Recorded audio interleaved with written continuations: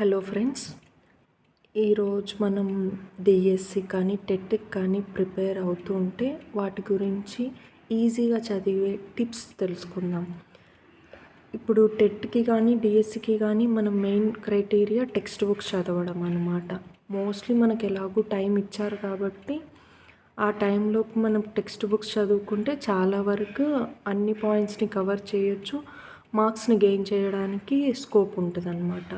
ఈ text book చదవడానికి కూడా చాలా టిప్స్ ఉంటాయన్నమాట. ఏదో పెరిఫెరల్గా చదువుకుంటూ వెళ్ళిపోవడము, లేకపోతే అలా చదువుకుంటూ వెళ్ళిపోవడం వల్ల మెయిన్ పాయింట్స్ ఏమైనా మిస్ అవుతున్నాయి, ఇలాంటివన్నీ చూసుకుంటూ చదవడం వల్ల మనకి మంచి మార్క్స్ గెయినింగ్ ఉంటుంది అన్నమాట. సో టెక్స్ట్ బుక్ని ఎలా చదవాలి? మనం ఇక్కడ ఒక ఎగ్జాంపుల్గా ఒక లెసన్ తీసుకుందాము. Our environment, our concern. ఈ యూనిట్ నుంచి మనము మెయిన్ పాయింట్స్ ఎక్కడి నుంచి చదువుకోవాలి. ఫస్ట్ టెక్స్ట్ బుక్ తీసుకున్న వెంటనే టెక్స్ట్ బుక్స్ తీసుకుంటే మనం ఒక పారాగ్రాఫ్ చదివితే ఆ పారాగ్రాఫ్లో నుంచి మెయిన్ పాయింట్స్ తీసుకొని ఇలా సైడ్స్కి రాసుకోవాలన్నమాట. అంటే ఈ పారాగ్రాఫ్ మొత్తంలో ఏవైతే ఇంపార్టెంటో అది మాత్రమే అండర్లైన్ చేసుకొని, లేదా ఆ మొత్తం పారాగ్రాఫ్లో నుంచి ఏదైతే మీకు ఇంపార్టెంట్ అనిపిస్తుందో అది మాత్రం సైడ్కి రాసుకుంటే సరిపోతుంది అనమాట. సో ఇది మొత్తం టెక్స్ట్ బుక్ ఈ యూనిట్ అంతా చదివిన తర్వాత మళ్ళీ ఇది మాత్రమే చదివితే సరిపోతుంది అనమాట. ఇదంతా ఈ పాయింట్ అర్థం చేసుకోవడానికి మాత్రమే మనం చదివేది. ఇది మాత్రము మళ్ళీ మనం రివైజ్ చేసుకోవడానికి ఈజీ పర్పస్ అన్నమాట. మనమే బిట్స్ తయారు చేసుకునే విధానం ఇది. సో నౌ మెయిన్ పాయింట్స్ ఇక్కడ రాసుకున్నాం కదా. మెయిన్ పాయింట్స్ తర్వాత డెఫినేషన్స్. ఎక్కడైనా డెఫినేషన్స్ వస్తున్నాయంటే here the place where an organism leaves is called habitat. ఇక్కడ ఏం చెప్తున్నారు? హ్యాబిటేట్ గురించి ఒక డెఫినేషన్ అన్నమాట. సో మనకు బిట్ ఇచ్చేటప్పుడు the place where an organism leaves dash పెట్టేసి ఇస్తారు కదా. సో ఆప్షన్స్లో ఇది ఉంటుంది అన్నమాట. ఇలా డెఫినేషన్స్ ఏవైనా ఉంటే అండర్లైన్ చేసుకుంటే సరిపోతుంది. ఇదంతా మళ్ళీ ఇక్కడ రాయాల్సిన అవసరం లేదు. Underline is enough. Next abbreviations అంటే ఫుల్ ఫామ్స్ తెలుసు కదా. ఇప్పుడు హెచ్ఐవి కానీ, లేకపోతే ఆర్యుబిపి కానీ, డిఎన్ఏ గురించి ఇలా ఏదైనా ఒక ఫుల్ ఫామ్స్ అడిగినప్పుడు మనము అది డిఫైన్ చేయగలగాలన్నమాట. Next scientists and their discoveries. In the sense ఎక్కడైనా ఇంపార్టెంట్ సైంటిస్టులు ఉన్నారా, వాళ్ళు ఏం కనుక్కున్నారు, వాళ్ళ యొక్క డిస్కవరీ ఏంటి, ఇన్వెన్షన్ ఏంటి, ఇవన్నీ తీసుకొని దాన్ని కూడా సైడ్ పాయింట్స్గా రాసుకుంటూ వెళ్ళాలన్నమాట. ఇక్కడ నేను చదువుకుంటూ వెళ్ళిన ఈ యూనిట్లో ఇది అవర్ ఎన్వైరన్మెంట్, అవర్ కన్సర్న్లో ఇది ఇక్కడికి మొత్తంగా food chain forms, food web ఇది ఇక్కడ ఉంది అనమాట. ఇక్కడ డెఫినేషన్ ఉంది. నెక్స్ట్ అబయోటిక్ అంటే ఏంటి, బయోటిక్ అంటే ఏంటి, దట్స్ ఇట్. మళ్ళీ నెక్స్ట్ ఇక్కడికి ఈ పేజ్కి వచ్చేసేసరికి లెవెల్స్ అన్నమాట. ప్రొడ్యూసర్, కన్స్యూమర్ టు క్యాన్వర్స్, ఇట్లా ఒక లెవెల్ తీసుకెళ్తారనమాట. ఈ లెవెల్ అనేది ఈ producer to consumer in a food chain the number of organisms at each level decreases. అంటే పైనుంచి కిందికి వచ్చేసరికి ఏమవుతుందంటే ఆ లెవెల్ డిక్రీజ్ అవుతూ వస్తుంది అని చెప్పడం అనమాట. సో మనకి ఇక్కడ డిక్రీజ్ అవుతుందా ఇంక్రీజ్ అవుతుందా అని అడిగినప్పుడు మనం చెప్పడం. సో ఇది ఇంపార్టెంట్ అనమాట. ఇంక ఇది ఎంత నార్మల్గా డిఫైన్ చేసుకుంటూ ఒక టాపిక్ గురించి చెప్పుకుంటూ వెళ్తారు. నెక్స్ట్ ఇక్కడ నిష్ ఉందన్నమాట. Niche denotes not only the animal's position in the food web and what it eats, but also its mode of life.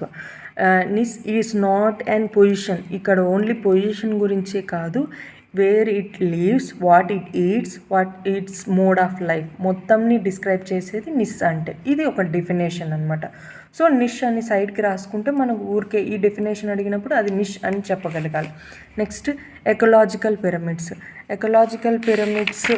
ఎన్ని, ఆ తర్వాత ఎకలాజికల్ పిరమిడ్స్ని ఎవరు కనుగొన్నారు? Charles Elton in the year 1927. Ecological pyramids అన్ని 3 నంబర్ అనమాట. Number, energy, biomass, ఈ 3ని బట్టి ఆయన ఎకలాజికల్ పిరమిడ్స్ని డివైడ్ చేస్తున్నారనమాట. సో పిరమిడ్ ఇట్లా ఉంటుంది. ఇది మొత్తం ఈ టాపిక్లో నుంచి ఇది రాస్తే ఇది మనం సైడ్కి రాసుకోవడం వల్ల ఈ పాయింట్ని మనము ఈజీగా అండర్స్టాండ్ అవుతుంది, పైగా మనకి బిట్ తయారు చేసుకున్నట్లు అయిపోతుంది అనమాట. ఇక్కడ ఇది డూ యూ నో ఇక్కడ బాక్స్లలో ఉన్నాయంటేనే ఆటోమేటిక్గా అది ఇంపార్టెంట్ అని మనకి డినోట్ చేసినట్టు. సో ఇది ఆటోమేటిక్గా మనం చదువుతాము ఖచ్చితంగా. నెక్స్ట్ ఒక్కొక్కటి ఇటు 3 పిరమిడ్స్ అని చెప్పాం కదా, pyramid type, pyramid of numbers, pyramid of energy, pyramid of biomass ఎవరు కనుక్కున్నారంటే Charles Elton in the year 1927. అది ఒక్కొక్కటి డిఫైన్ చేసుకుంటూ వెళ్తారు. Pyramid of numbers, pyramid of biomass, ఇంకా పిరమిడ్ ఆఫ్ ఎనర్జీ. ఈ 3 గురించి ఇక్కడ డిస్క్రిప్షన్ ఉందన్నమాట. You come to the pyramid of numbers. Pyramid of నంబర్స్లో ఈ పిరమిడ్ ఆఫ్ నంబర్స్ అనేది అప్రైట్ పొజిషన్లో ఉంటుంది అని ఉందన్నమాట. అప్రైట్ పొజిషన్లో ఉండడము అంటే ఏంటి, as you go from lower level నుంచి స్టార్ట్ చేస్తే అప్పర్ లెవెల్కి వెళ్ళేసరికి అది ఇలా అవుతుందన్నమాట. అంటే నంబర్ అనేది డిక్రీజ్ అవుతూ వెళ్తుంది. The more number in the lower ఇదిలో ఎక్కువగా ఉంటాయి, హయ్యర్ లెవెల్కి వచ్చేసరికి తక్కువ అయిపోతాయి అన్నమాట. Number decreases from the lower level to the higher level. ఓకేనా. ప్రైమరీ కన్జ్యూమర్స్ వచ్చేసి ఎక్కువ ఉంటారు. టెర్షియరీ, లాస్ట్ కార్నివోరస్కి వచ్చేసరికి అంటే ప్రొడ్యూసర్స్ నుంచి కార్నివోరస్ లాస్ట్ లెవెల్కి వచ్చేసరికి నెంబర్ డిక్రీజ్ అవుతుంది అనమాట. That we denote it as like this.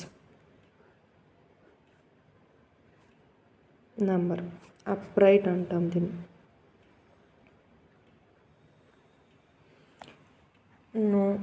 ఇప్పుడు పిరమిడ్ ఆఫ్ బయోమాస్ తీసుకున్నాం అనుకోండి మనము.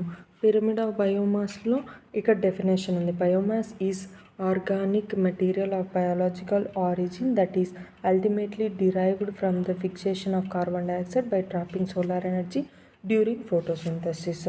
ఇది ఒకటి జస్ట్. తర్వాత బయోఫ్యూయల్స్ అంటే ఏంటి, when these materials are used for energy production then these are called as biofuels. Definition. ఇది పిరమిడ్ ఆఫ్ బయోమాస్ అనేది ఇన్వర్టెడ్ అనమాట, దానికి రివర్స్లో ఉంటుంది ఇట్లా. ఓకేనా. పిరమిడ్ ఆఫ్ ఎనర్జీ ఎందుకు ఇన్వర్టెడ్లో ఉంటుంది అంటే the energy from the lower level producers నుంచి కార్నివోరస్ వరకు ఏమవుతుందంటే ఎనర్జీ నెక్స్ట్ లెవెల్కి ట్రాన్స్ఫర్ అయ్యేసరికి రెడ్యూస్ అయ్యి వెళ్తుంది అనమాట. ఇక్కడ 1000 kgs ఎనర్జీ ఉంటే దాన్ని నెక్స్ట్ లెవెల్కి ఇది యూటిలైజ్ చేసుకొని హీట్గా ఇది అయిపోయిన తర్వాత మళ్ళీ నెక్స్ట్ లెవెల్కి 100 kgs, ఆ నెక్స్ట్ లెవెల్కి 10 kgs, మ్యాన్ దగ్గరకు వచ్చేసి 1 kg ఆఫ్ ఎనర్జీ మాత్రమే ఉంటుంది అని అర్థం అనమాట. So from producer to final లెవెల్కి వచ్చేసరికి ఎనర్జీ ఏమవుతుంది, decreases. So it is called as inverted. Next ఇది. తర్వాత పిరమిడ్ ఆఫ్ ఎనర్జీ. ఇలా మనము ఒక్కొక్క టాపిక్ తీసుకుంటూ వెళ్ళినప్పుడు ఏమవుతుందంటే అక్కడ ఉన్న ఇంపార్టెంట్ పాయింట్స్ మాత్రమే సైడ్కి రాసుకుంటూ వెళ్ళాలి. ఇక్కడ story of Kolleru lake. Story of Kolleru లేక్లో ఈ కొల్లేరు లేక్ ఎక్కడ ప్రెజెన్స్ ఎంత, దాని లేక్ ఎక్స్టెండెడ్ ఎంత ఏరియా ఉంది, దీన్ని ఎప్పుడు గవర్నమెంట్ ఆఫ్ ఆంధ్రప్రదేశ్ డిక్లేర్ చేసి బర్డ్ సెంచురీగా ఎప్పుడు డిక్లేర్ చేసింది, ఇలాంటి క్వశ్చన్స్ అన్నీ వస్తాయి అన్నమాట. ఇదంతా general normal explanation of that lake. తర్వాత ఇక్కడ ఒకటి డెఫినేషన్ ఉంది చూడండి, డెఫినేషన్ కదా, abbreviation MOEF, ministry of environment and forest. ఈ లేక్ని ప్రొటెక్ట్ చేయడం కోసం, ఇది మధ్య పొల్యూట్ అవుతుందన్న ఉద్దేశంతో ఒక ఆపరేషన్ కొల్లేరు అని ఫామ్ చేసినారనమాట. ఈ ఆపరేషన్ కొల్లేరు ఎందుకు అంటే to protect the lake. The purpose of the operation Kolleru is to protect the lake. ఇలా మొత్తం. నెక్స్ట్ ఇక్కడ EBWR డెఫినేషన్, ఈదిలాబాద్ వాటర్ రిజర్వాయర్. ఇక్కడ హెవీ మెటల్స్ ఇందాక మనం మాట్లాడుకున్నాం కదా ఈ లేక్లోని. ఆ తర్వాత వాటిలో ఉండే బయో అక్యుములేషన్, బయో మ్యాగ్నిఫికేషన్ జరగడం వల్ల ఈ సీ వాటర్లో వచ్చే పొల్యూషన్లో రిలీజ్ అయ్యే హెవీ మెటల్స్ అవి ఫిష్కి వెళ్ళిపోయి మనకి ఏ విధంగా ఇది అవుతుంది అని చెప్పడము. అలాగనే ఆ రిజర్వాయర్లో ఉండే అవి వాటిలోకి మెటల్స్ వెళ్తున్నాయని చెప్పడం అనమాట. సో ఇదంతా దాని గురించే. నెక్స్ట్ మినిమాటర్ డిసీజ్ గురించి ఇదంతా ఈ బాక్స్లో డిఫైన్ చేసింటారు. నెక్స్ట్ ఇది వచ్చేసి స్పారో క్యాంపెయిన్. తర్వాత స్టెప్స్ టువర్డ్స్